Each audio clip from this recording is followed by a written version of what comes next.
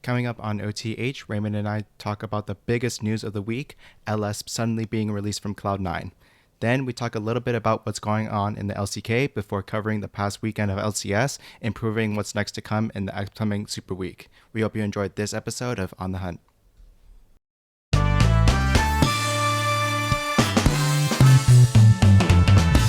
Welcome, everybody, to episode 46 of On the Hunt, a League of Legends podcast.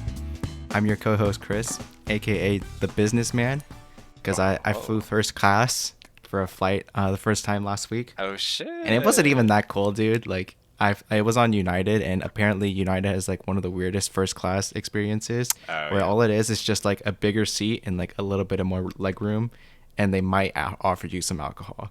So it was whatever. Like to me, it was just sitting at the front of the plane. How far of a plane ride was it? To Colorado, about 2 hours, I want to say. Okay.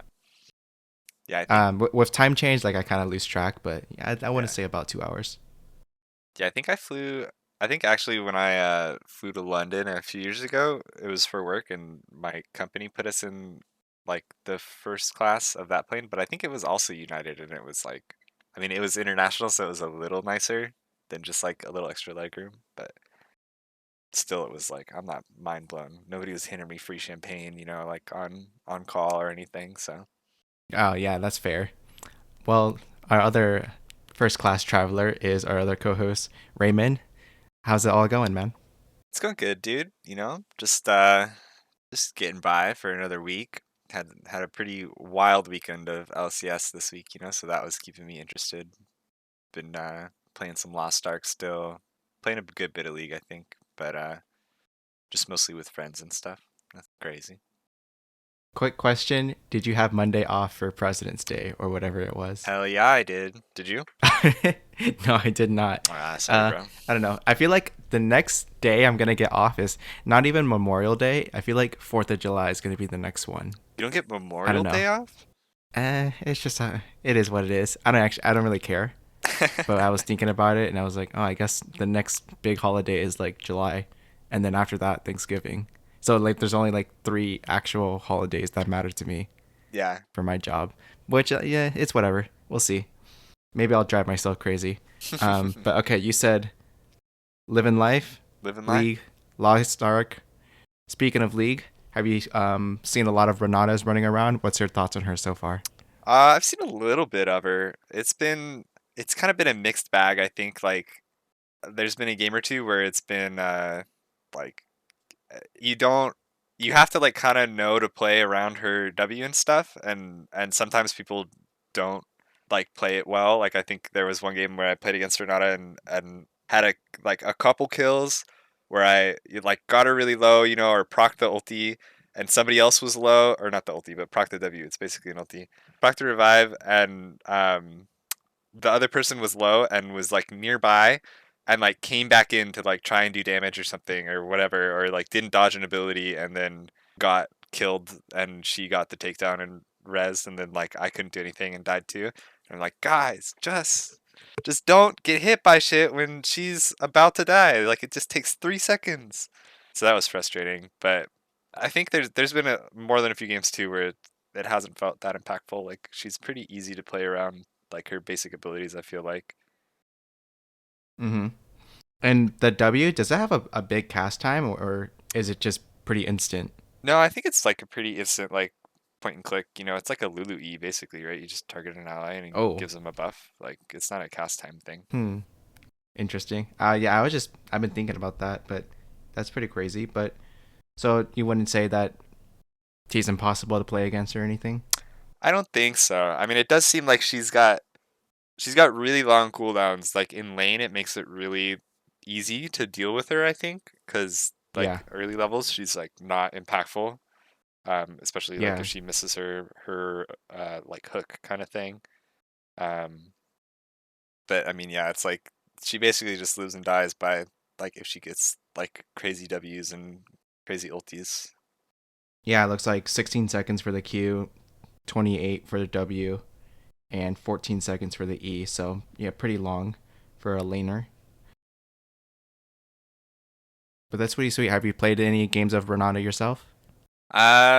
Not any real games. I played like just a practice tool game basically to get used to her abilities and stuff. But yeah, not any real games. It sounds like people are still like kind of building her wrong. Like I think I've seen a lot of people that are going like trying to go full damage with her, or just trying to build a lot of AP.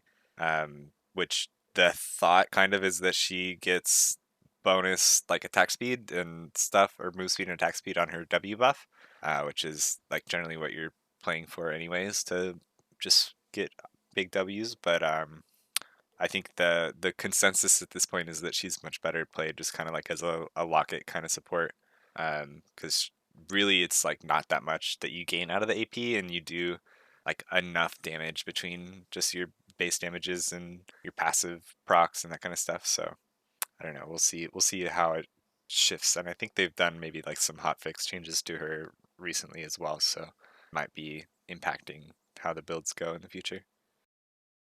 And what about in Champions Queue? Have you seen anybody playing her there? No, but I don't know if she's out in Champions Queue yet. Oh, good point. Oh yeah, But I didn't even yeah, think about that. Good point. like I didn't think about that either. But like I haven't seen her, so that's what I would assume the reason is. Cause yeah, it's like just the first couple weeks here still. Maybe after this week she'd show up. All right, for sure. Well, you and I were already talking. Let's just skip the patch preview for this week because there's not a whole lot going on. And in my opinion, we've been talking about the patch for every week for a while now. So let's just get right into the juicy topic of this week, which is LS suddenly leaving Cloud9 at like what through a tweet from the Cloud9 Twitter at like 4:41 p.m. or Colorado time, just suddenly before Cloud9's match against CLG on Saturday.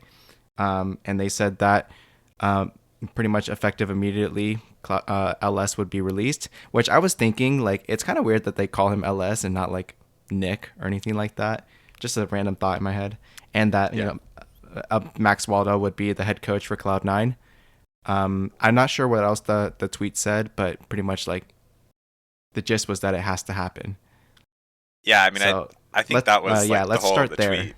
Yeah, go ahead.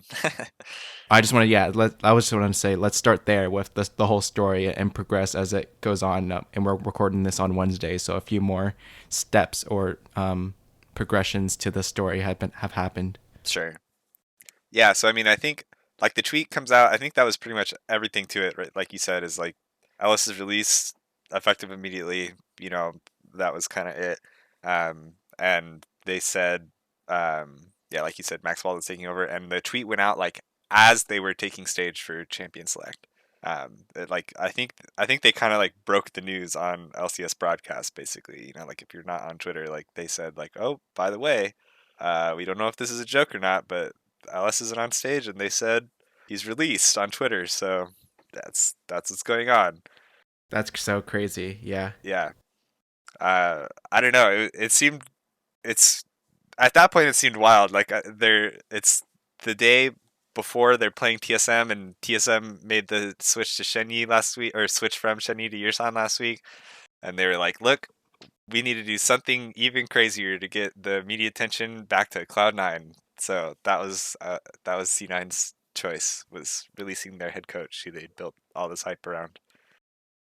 Yeah, and then even crazier with that, they play against CLG on that Saturday game, and CLG wins to get their first victory of the split. So that puts them at their first win, and that just makes the whole crowd go crazy. Just like with that and this happening at the same time, it's too much for the people to handle at this time. Yeah. And so I think later that same day, Travis Gafford, did an interview with Max Waldo. It's like 19 minutes, and basically he's just saying, well, yeah, Alex is gone now. I'm the head coach. Sometimes you have to do some standard drafts. That's kind of it. They didn't really talk about LS much. But Yeah. the next day, unless you have something more to say. No, I think there was one other thing probably that happened that day, and it was, I think LS tweeted maybe about it, that he said he was informed of it like at least at like 1 o'clock. So like it was like Yeah, four like hours. It was like a four couple. hours before his before Hmm. the official announcement. So he knew ahead of time. It wasn't like he was at the studio and then they said, "Hey LS, you're cut. Don't go on stage." It was a little bit more premeditated than the timing of the official tweet would lead it to be. But yeah, still a close window given that it's the game day. Yeah. And then the next day, Travis Gafford also did an interview with Fudge where he shed a bit of more light on the situation by saying stuff like the players kind of saw it coming, like it's just a weird situation, but everybody can like kind of accept it, and then that pretty much like wish him the best of luck, but um, it doesn't feel wrong, where like nothing feels wrong about the situation, I guess. Um, Yeah, so what do you think about that so far? I don't know. This was definitely like the weirdest part of it. I think, like when it happened on Saturday, everyone's like, "Oh my God, did he like kill someone or like did he like get in a fight with Jack or, something like that?" Like um and it really seemed that way with like, the timing of it all, like something must have happened, like to Yeah, make them decide right now, 2 weeks after, everybody's hyping up the team, everybody's hyping up LS, like how could this happen? And then like Fudge saying it, we kind of saw it coming. Like that stuff was a surprising turn of events. It seemed like for me at least, I was thinking like they knew, either that's just like big disagreements happening like in scrims or something or whatever. But right. it seemed like they had such success on stage and all the like surrounding factors. Like I would not have expected any of this happening. Like obviously everybody is like super surprised by this stuff. So I don't know. That was a weird turn.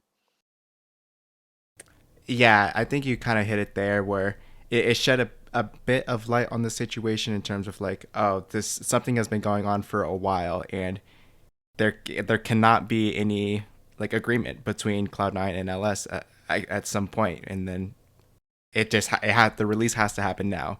Um, Probably was decided before this weekend, but it took place on Saturday. Moving into Monday, Cloud9 released a video at like 9 in the morning on their YouTube and Twitter saying that, and it's pretty much a video of Jack, Max Waldo, um, Summit Flabber, and Blabber. and Yeah. Summit. Yep. And it's 3 minutes long, but in the first 30 seconds, Jack pretty much says that they released LS because of like differences in the philosophies for coaching with him and the organization. And then the rest of the video plays on. Um, I'll just pass it to you on this. How do you feel about that? Announcement, so to speak, and then Yeah, I mean your the thoughts overall. the video I think itself was like I don't know, there wasn't a lot that went on. I think that's like what most of the discourse about it was just like, yeah, they didn't say much. It was not much info new. Like the most we got, like you said, was just like that, like the words out of Jack's mouth that were like like there were some issues between LS's coaching system and those that were already set up by Cloud9, like systematically, kind of. And I think that like it feels like a lot of people are taking that to be like how you had to know this like going in, right? And I to some Yeah, degree yes, but like at the same time, the way I was imagining it was a lot more like about how probably it has to be that there's like some kind of um like clash between pre-existing members of the staff in some form and like the new like LS coming in as the new coach, because I don't think it sounded like oh they don't agree with his like coaching style of like whatever they're doing in like gameplay and that kind of stuff, right? Or like the internal scrims, like I'm sure that's not the like main factor here. It's probably more stuff like you know there's like maybe they had to talk about like a promotion thing, like literally like a title, like change of title for some like academy assistant coach or whatever, or like a positional coach wanted to say something and LS just said like your opinion doesn't matter or something like that, like I don't know what I don't know, like it's so hard to read into this with that with like no knowledge, but I don't think it's like Cloud like Jack decided like look, I can't do this. I can't do this thing. Like, why is Sven not playing in academy games? Like those kind of things aren't like the main things that were probably the, breaking the camel's back here. But it's definitely a weird thing. I same. same thing still. I think that people would expect the two parties to have already, ironed out these issues over the course of like assembling this roster and staff and those kind of things. I don't know. I don't know what could possibly have made it happen, only 2 weeks after LS is like officially part of the team. Like it's again like Yeah. he wasn't at lock-in, right? This is literally like a development that happens over 2 weeks in the Yeah, States. So arrives in America 2 weeks later, back in Korea. right. I don't know. Do you have any thoughts on that part? Like that I can't I don't know what it could be that they don't sort out already. Yeah, true. So unfortunately, I've already listened to like a lot of discourse about the situation. I've listened to Summoning Insight, Side Select, which is a thing with like H2K Rich. I've Okay. listened to. I saw some tweets from Monty that he was doing today, and they. I'll just kind of relay what they've said so far because I think it's really interesting when you kind of think about it. Like, um, going back to before like a couple years ago, when LS was doing like all of the casting on the LCK, and then he kind of stopped doing that to go move over to the T1 organization. And if you kind of follow LS's story and his journey from like being in Korea and um, not having a lot to work with to the glamour of the League of Legends life that he has now. Mhm. Um, Basically that move to T1 was like trying to be the coach there, and that was his opportunity to do so at like probably the organization that he's always dreamed of working at. And he never ended up being the coach there, just ended up doing content moderation. I mean, not moderation, content creation. And so in the first place, like just even with that, like it's surprising that he would leave Korea to go coach to Cloud9, and the deal must have been really sweet, or they must have really convinced him. And and then from Cloud9 situation, it seemed like they kind of bent over for LS. Hey, you can have any players that you want. We'll work to get them. We know you want your Korean citizenship. We'll help you work with that, which is probably something that only Cloud9 can do for some reason, which really sweetened the deal for LS. And Yeah. so thinking about it from these different perspectives of like what made how could Cloud9 could have convinced LS to get here, and then they just like can't agree on something. So whatever it is that they can't agree on, it must be like very philosophically down to Cloud9's core as an organization, to the point of like, well, that this is a deal breaker. And whether Yeah. or not that's like a he committed one crime or something, and there's a zero tolerance policy on it, um, or whether it's just like over time they observed him over these last 2 or 3 weeks and just could not come to an agreement on how something. And apparently that agreement is something to do with coaching philosophies. Like, that does sound kind of crazy. Of like, don't you not? Did you guys not know what you were getting into, or during the whole negotiation process, you didn't notice this about, or you didn't think that this was going to happen, and now after all of these resources you invested into this infrastructure, and you've even had to pull in like Malice of all people just to get LS to like come coach your team, or at least be the face of it. Like, and like he can't even like, can LS can't step down and just be strategic coach? Like, can why does Max Waldo? It's okay if Max Waldo is the head coach, but why does LS have to leave the organization at the same time? So that's something still quite not right here. And then I guess we'll take this and move on to like the next development in the timeline, which would be I woke up this morning, so I don't know when this happened, but I woke up and there was like highlights from a stream that LS had did. Yeah, And so this was there's a like couple last of night big before points. LCK. I Oh, listened to a little okay. bit before I went to bed, so like it's like Oh, 11 okay. p.m. Uh-huh. Pacific time. Okay, yeah. And so there's a couple of highlights in here. And maybe you'll even point out some that I don't mention. So one is lawyers are handing a lot of stuff, and there's a lot of that LS can't say. Apparently, LS needs a lawyer for the situation, and he is back in Korea already. But it doesn't seem that there's any like bad blood between him and C9, but apparently it's serious enough that whether he needs lawyers just to sort out the contract situation, or lawyers for the particular reason that he has to leave C9, that that's not clear from this write up here. True. But that's what I have gleaned so far. And also the last point I want to mention is that it doesn't look like he'll want to do coaching. again, and that this will be the last time he'll even probably try to coach, especially for a Western team. But I guess that's left to be said. So, Mhm. anything that you want to mention from his first stream back in Korea? I will say, let me say one more thing on like about the whole philosophical differences, like and how could LS have become like the head coach of C9 and this kind of thing not been worked out? And I've been thinking about it, and I'm thinking that it, remember that the timeline for C9 LS happening was that like he basically consulted in the roster building process of C9, right? Like that Yeah, was like he wasn't the head coach first, and then they decided who to get on the team. It was like Max and Fudge like are good friends with LS, so they got him to help them right put together this roster, and like all the people that grew like got put in place around it was not like with LS as the head coach in mind necessarily, right? Like some people might have like assumed like maybe this will happen, but that wasn't the plan from the get go. So in a way, this is just like what C9's roster was going to be like at the beginning of December, right? Like before the head coach was announced. So like in that way, I'm not too surprised to see him go. It seems more like to me like he helped out make the thing, and then because probably because of that influence, right? Like his own influence on the roster building and staff building and all that, like it became an easy choice. Like that's the only way that he would have ever become the head coach of a team like C9 because all that stuff was already in place.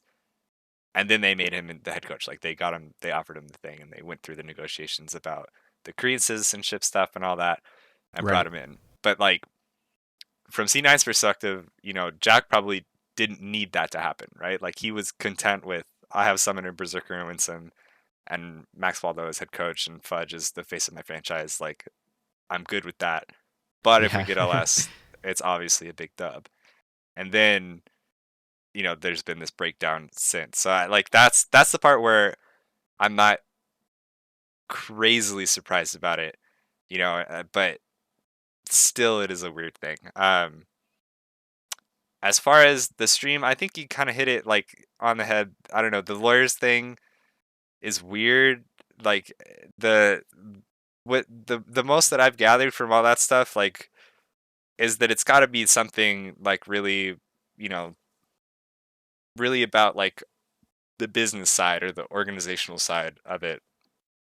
Because everything that LS has said, that all like the players have said, other coaches, other like anybody else talking about it is just like, look, still support the players, still support the coaches. Like there's like you said, there's not bad blood between all of them, but like nobody's saying that about like, look, Jack is not at fault or anything like that kind of stuff hasn't been said, right? Like LS is making it clear to not talk about certain things, and he was like he said on his stream, he's like, look, I want him I'm not gonna say he was basically like, I'm not gonna say anything outright, but let it be known that I've always been very brutally open and honest to a fault on my stream before.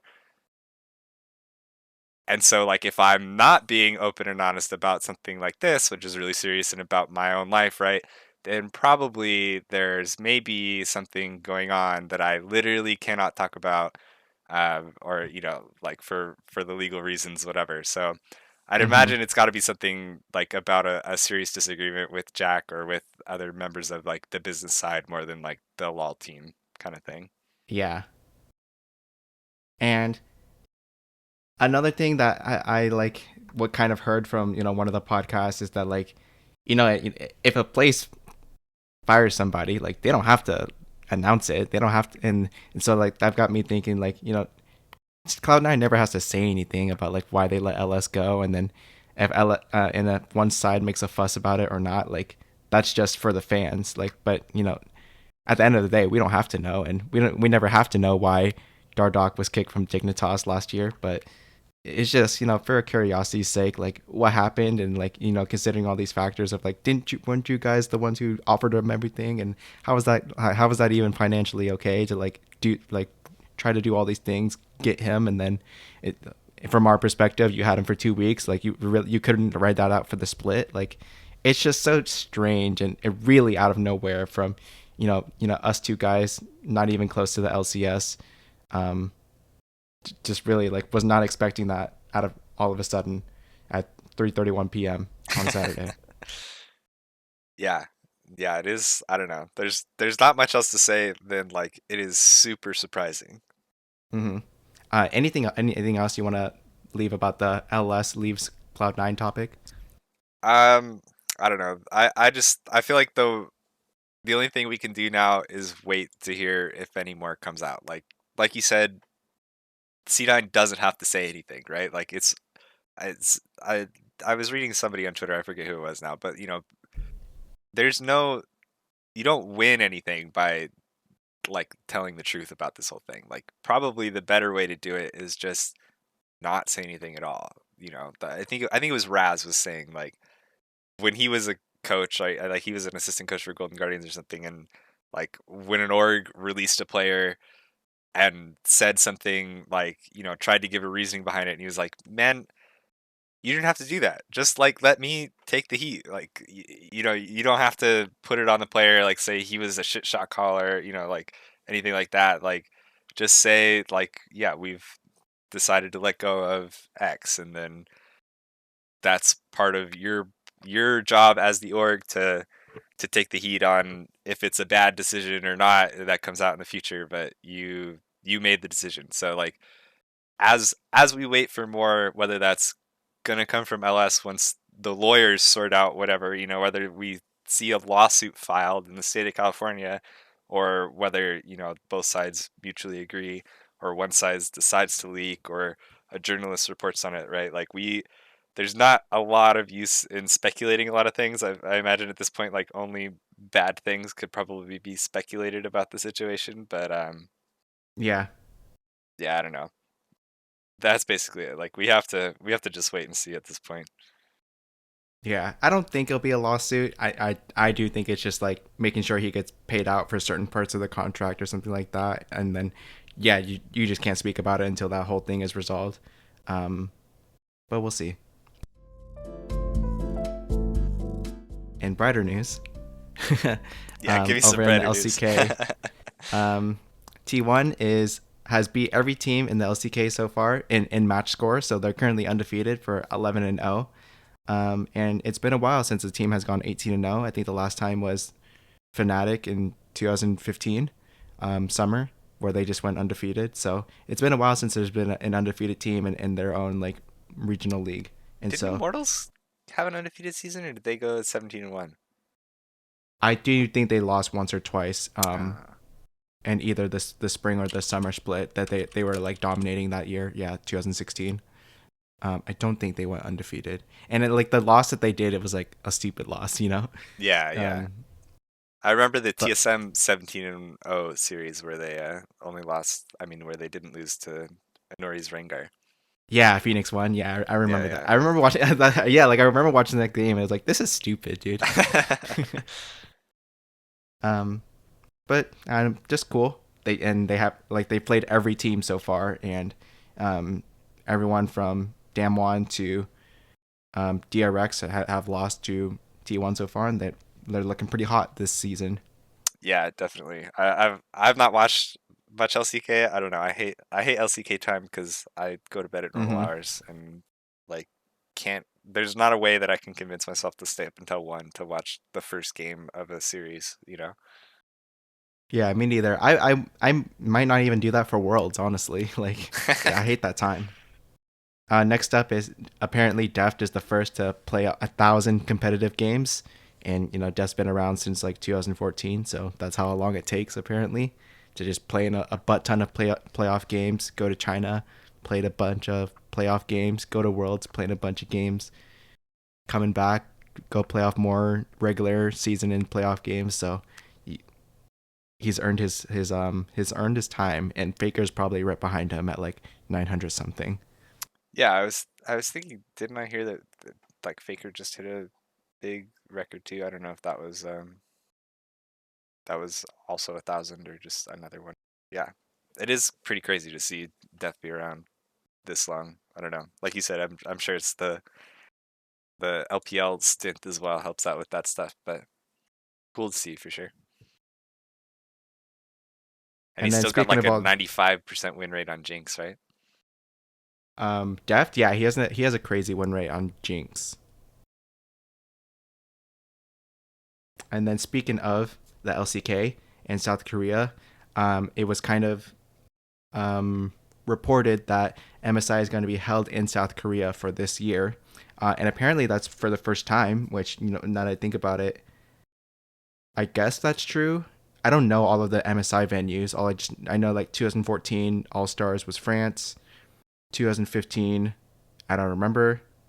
16, yeah, I can't name them Yeah, off I don't actually, but know. I guess it's the first time that it's gonna be in South Korea, which is interesting for the MSI at least.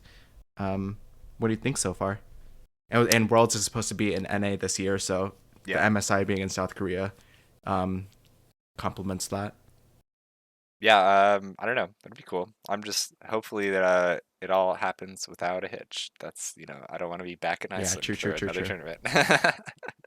Yeah, and I think that I don't know South Korea's time zone, but hopefully it's better than Iceland. Actually, Iceland wasn't so bad either.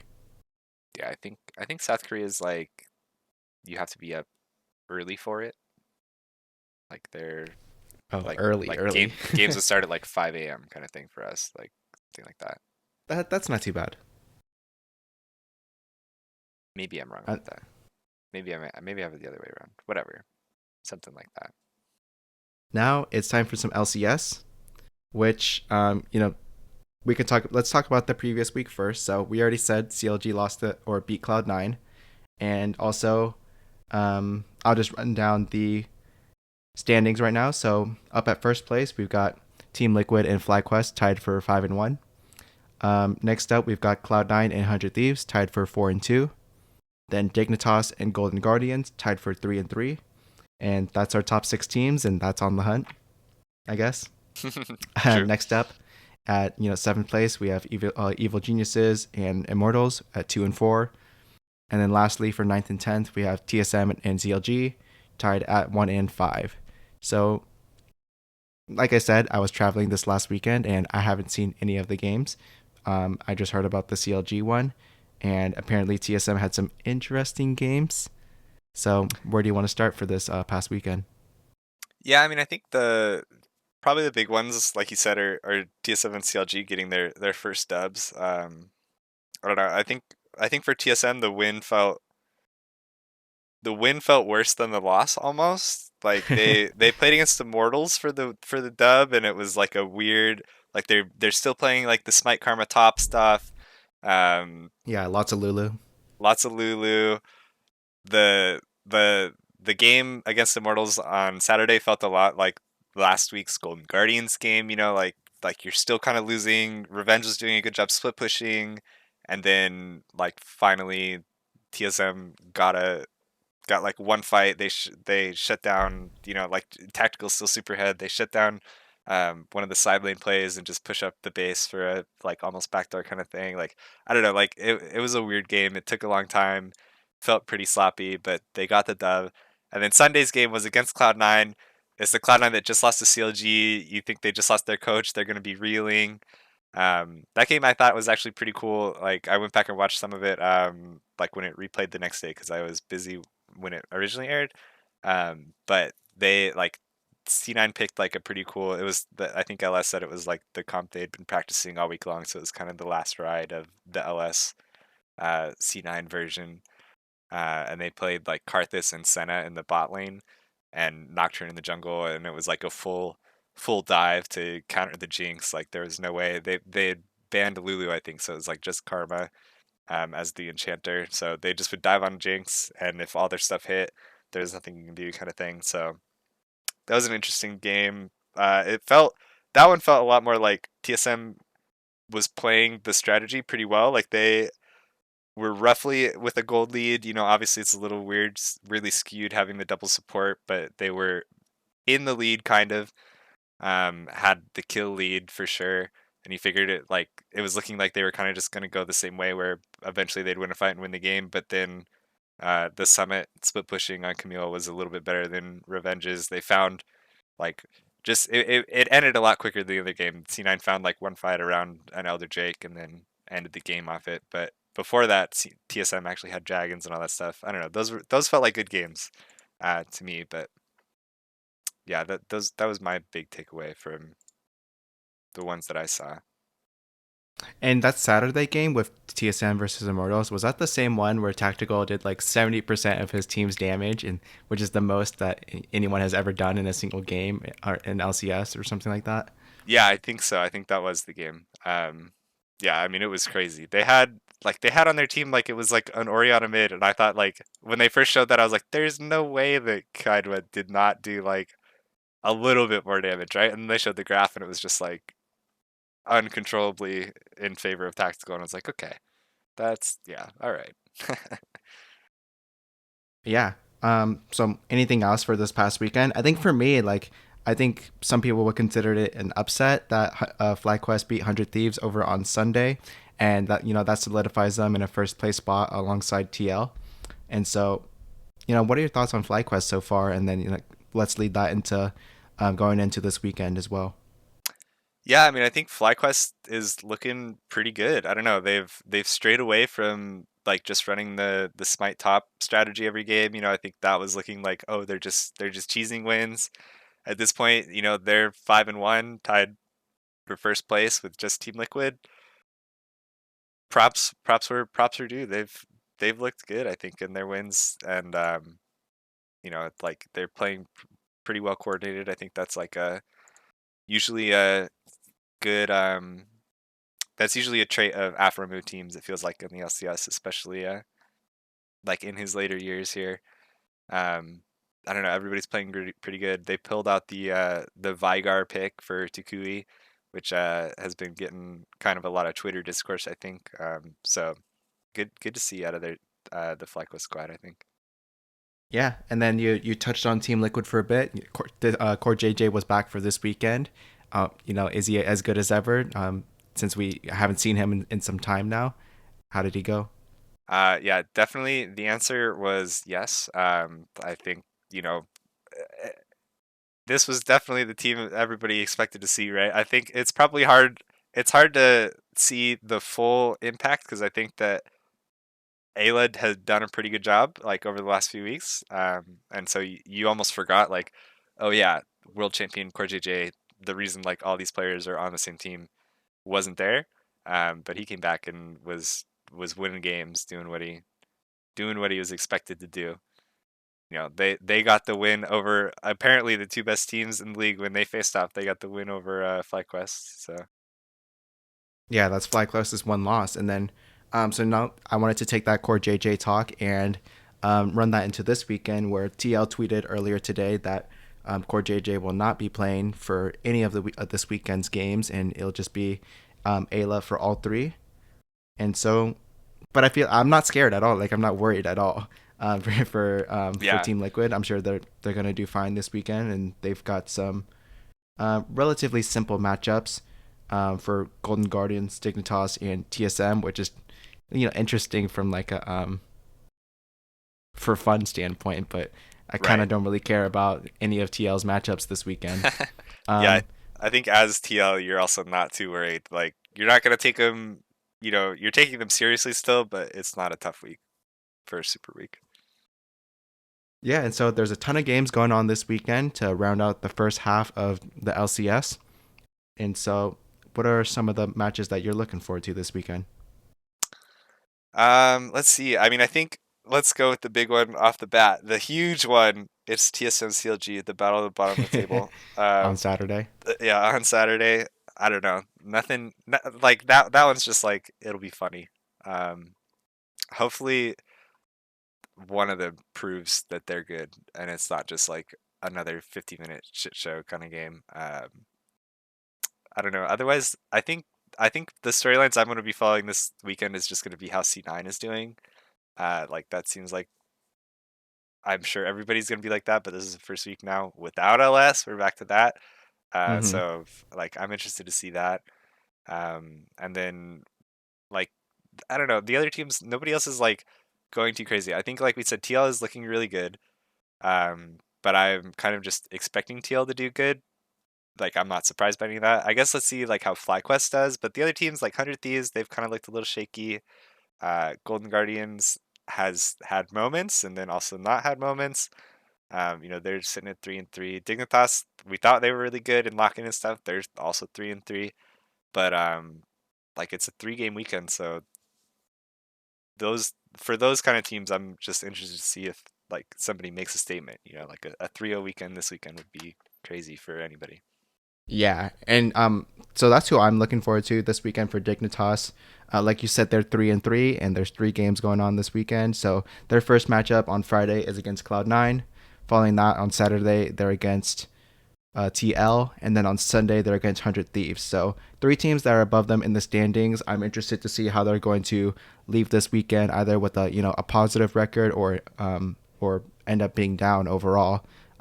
Maybe they could end up something like 3-6 or 4-5.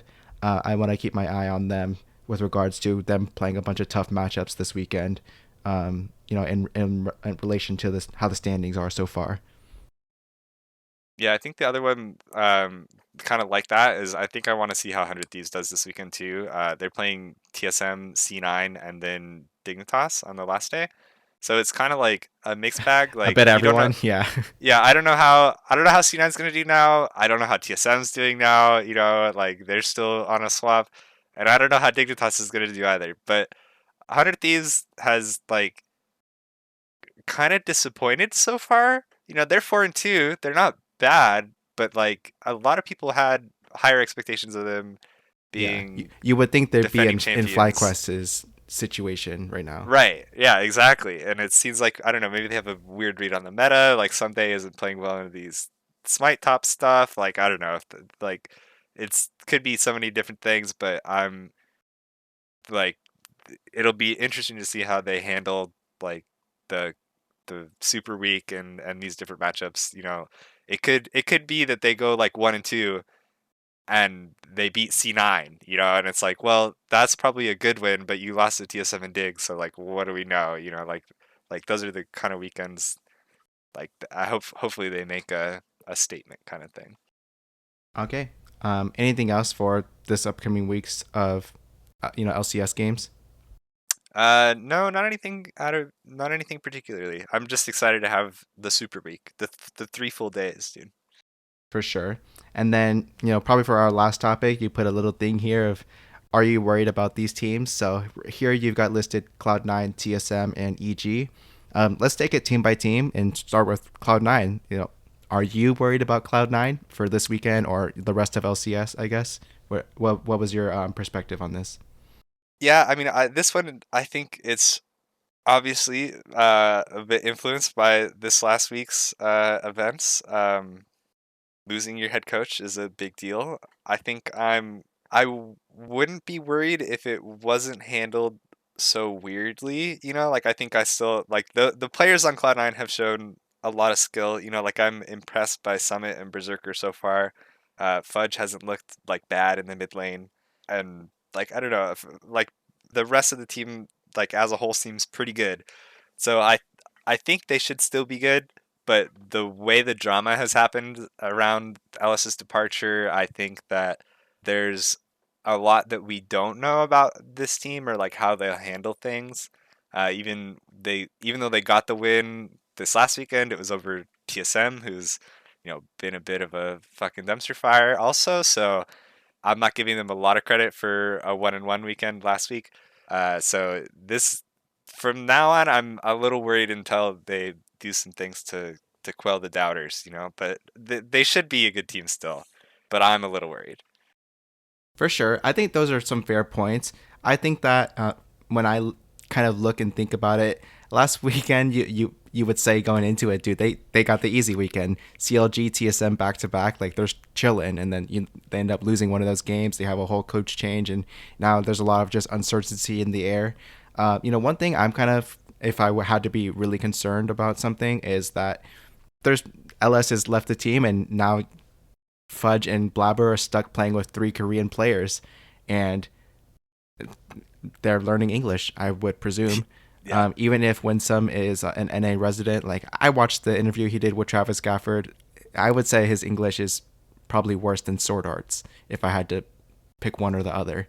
Um, it's rough, so to speak. And so I hope that Blabber and Fudge are happy with the roster that they're left with, and I guess that there's still room for Sven to swap in and out. I'm not sure if they're ever still going to do that, or if he's just like the practice bitch, as Devlith was saying. Yeah. But am I worried though?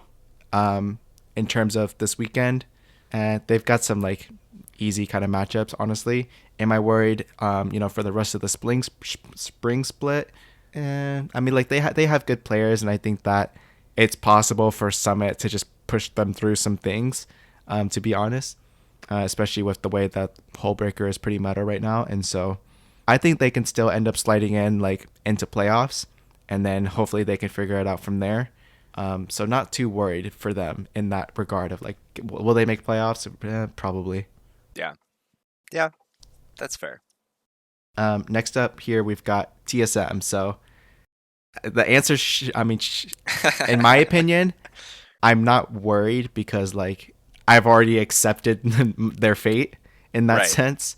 Right. Um, and so in my answer is I don't think it's going to get better. This I'm see let's fast forward to summer already. Like I don't really Sure. care about like what's going on because I think it's just something's just not melding in there with either the meta, the way that like I kind of want to fast forward through this Smite top stuff and hope that they stop doing that and see something else come out of it. Like what? Let me see who need play Jace or something like that. Like it's popping right now. Right. So, what are your thoughts on TSM right now? 6 games Yeah. in. Yeah. I think kind of like you said, it's, I don't know. I think it's not going to get worse. So I'm not like that worried. I think this last weekend was a good sign of hope that like the team is making some progress. It's Yeah, still a with little weird. your son, by the way, right? Not Right. Shenny. Right. Okay. And I don't know, like I've been watching a lot of like Shenyi's like streams. He's been streaming a lot on Twitch of him and Champions Queue and stuff. And like he seems pretty good. Like I think a lot of the people are talking about like how he talks a lot. Like he still talks a lot in Champions Queue, I can see how like maybe that just is it's hard to integrate with the team, right? If that's like he's only played it like academy level kind of. You played a little bit in LPL. But that's stuff you got to work out, especially if you're not speaking English like super fluently. So I don't know. If it doesn't turn out that like Shenyi has to get like sent back to China like in week 6, then I think there's a lot of room for improvement for them. And like you said, if they move out of the Smite top like as the only strategy that they can play, maybe we'll see like get a better picture of how the team's doing as a whole. But I think that things can get better for sure before they get worse. So yeah, like I've accepted where the team's at right now, so I'm not worried that it's gonna get worse. That's what I'd say. All right. And then last year, you wanted to talk about EG, and I've looked through it now. They're on a 3-game losing streak, currently 2-4, and I guess let's just take a peek at their matchups right now. They've got FlyQuest, first place, Golden Guardians, middle of the pack, and last one here is CLG. So a bit of upper, middle, bottom again for EG's matchups this weekend. So but nevertheless, they're 2-4. We had a lot of hope for them, after the lock-in tournament and coming into the spring split.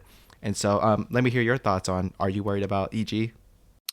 Yeah, I mean, I think similarly to the 100 Thieves conversation from earlier, there was a bit more uh, expectations out of this team based on how they performed in lock-in. 100 Thieves was more of like from last split, but EG showed up in lock-in and made it to the finals. Got kind of shit stomped by TL, but still was in the finals. So people had a lot of hype, being that they're kind of a rookie roster with JoJo and Danny, and bringing Vulcan in. That's a lot of pieces moving from last split's team. Um, Yeah, they I don't swapped know. out a lot of players. But they've only got wins over Dignitas and TSM, which isn't very reassuring for this split so far.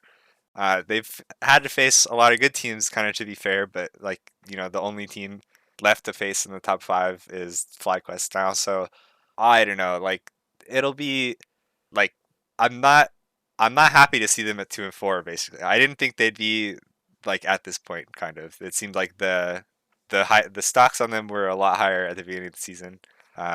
So I'm a little worried, but I don't think it's unrealistic for them to pull like to right the ship.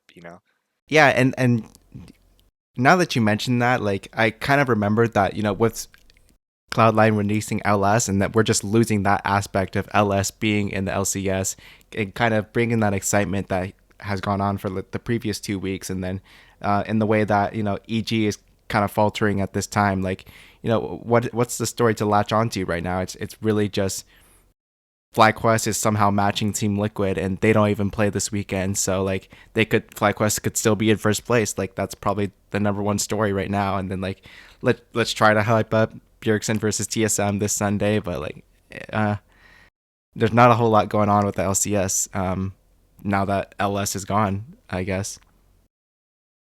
Yeah, it does. Like it is hard. It's like the LS news is like so big that it makes everything else feel worse, right? Like Yeah, I feel like even without LS, it's still like a pretty good LCS split so far.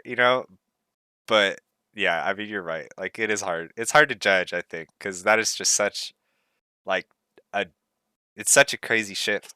Like what C9 was doing the first few weeks, and then now what, is that ever gonna come back? Are we gonna see any Ivern mid? Like I don't know, man. Um, I don't know. yeah. So in terms of am I worried about EG? This is a really good time to ask that question because like right before we finish out the first half of the spring split with each team playing every other team, and 3 games coming up ahead. Like this weekend is going to determine, like it's going to have a huge impact on whether Evil Geniuses can slip in at fifth or sixth place for playoffs placement. And so yeah, I hope that they can take this weekend into riding lots of momentum. And so, finally, to answer the question, am I worried about EG? No, because I have a lot of confidence in Impact and Vulcan to be strong playmakers on it. Or well, Vulcan to be the playmaker and Impact to be a rock. To add really a lot of consistency to the playstyle for a team. Hmm. However, and I'm sure that like JoJo and Danny will at least play their part in terms of like can Danny right click? Okay, can Jojo right click? I hope so. And like you don't need to do anything else for now when you have Inspired and Vulcan on your team. So I hope that they'll be able to manage something through. Um, Yeah, I so mean I'm they not like it too is. worried about them just yet. I do feel like it's funny that like the last person you talked about there is inspired because like he's literally the reigning LEC MVP, right? Like, Yeah, yeah, I know, right? like that should be like that. I guess that's the part where I'm almost more worried about this team because you look at like Impact World Champion, Inspired LEC MVP, Vulcan like has proven himself. They're like multiple LCS champion. Like I don't know, Yeah, they one should of the be better better. supports. Yeah, They should be better, but they haven't found. They just haven't found the groove yet. I think. yeah, So yeah, hopefully this week. I don't know. Like I could see. I'd be worried if after this weekend they like still had like if they only got like one win. If they were like 3-6, like going into the halfway mark of the season, that feels like a bad first half for me. yeah. I'd be But worried. Yeah, if yeah, they only win one game, I'd be worried after yeah. this weekend. But not right now, not just yet. Anything else for LCS you want to talk about? Um, I don't think so. What else I can remember? Alrighty, then we can go ahead and round out this episode with some picks of the week. You like this? We're doing it at the end now instead of randomly in the middle. Yeah, right. All right. Uh, I think I got a pick of the week. You want me to go? for sure. Go ahead. All right, dude. Like I said, I've been watching a lot of Champions Queue last week or so. I think my pick of the week is going to be a mouse-inspired pick, and it's going to be Udyr in the jungle. Little jungle pick. Okay. Little jungle pick. I tried a game of it, and it didn't go very well. But also, we had some DC or something. I don't know. It wasn't like a perfect game. But if you watch Malice, or if you've just been watching Champions Queue or any Academy games, you've seen it get picked a lot.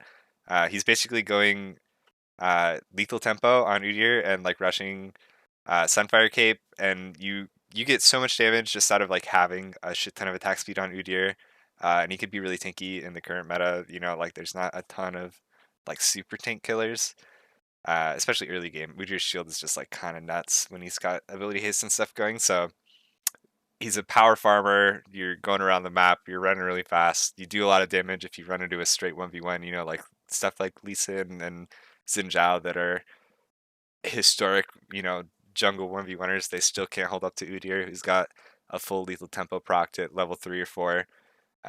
So yeah, I think it's a pretty fun pick if you get rolling on it. It's scary to fall behind on, but it's pretty easy to not be that far behind because you're just going so fast and farming. So that's my pick of the week.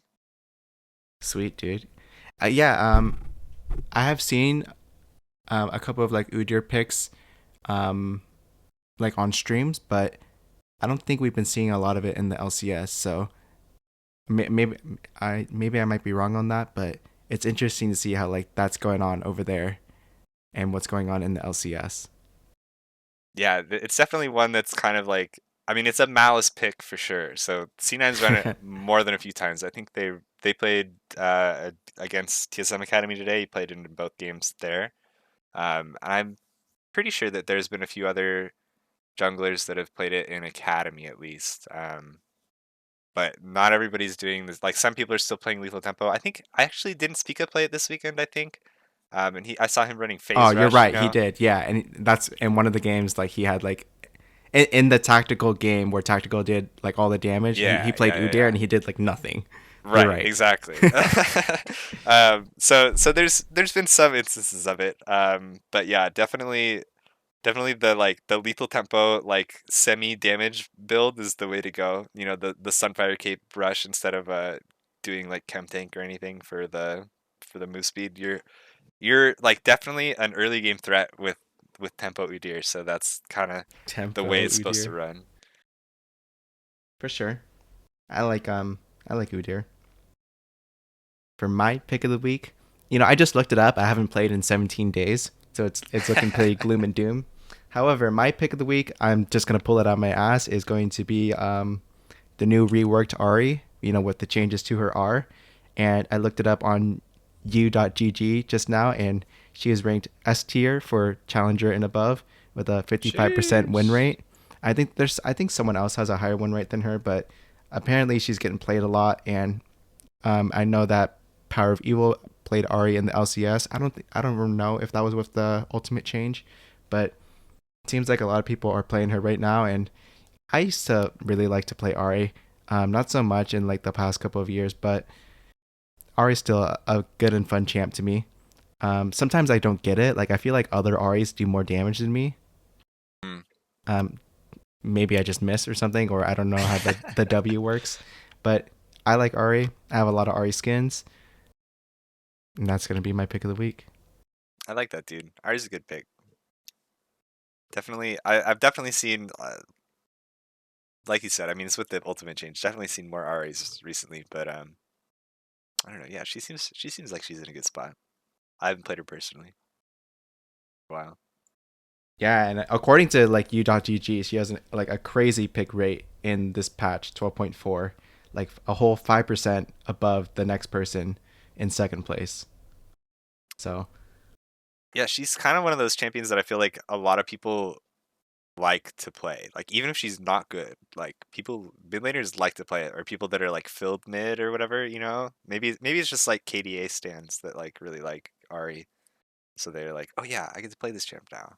But it's yeah, she's in a good spot for sure. that's what I like to hear, man. Okay, and that's going to be it for episode 46 of On the Hunt, a League of Legends podcast. I hope you all enjoyed it, and if you did, be sure to subscribe to our podcast on the service that you're listening to us on if you haven't already. We'd appreciate it if you also give us a rating or hit the like button to show some support. You can find us on YouTube as well as your podcast player of choice, from Apple Podcasts to Spotify and so forth. And we'll see you all next week for another episode of On the Hunt. See you guys.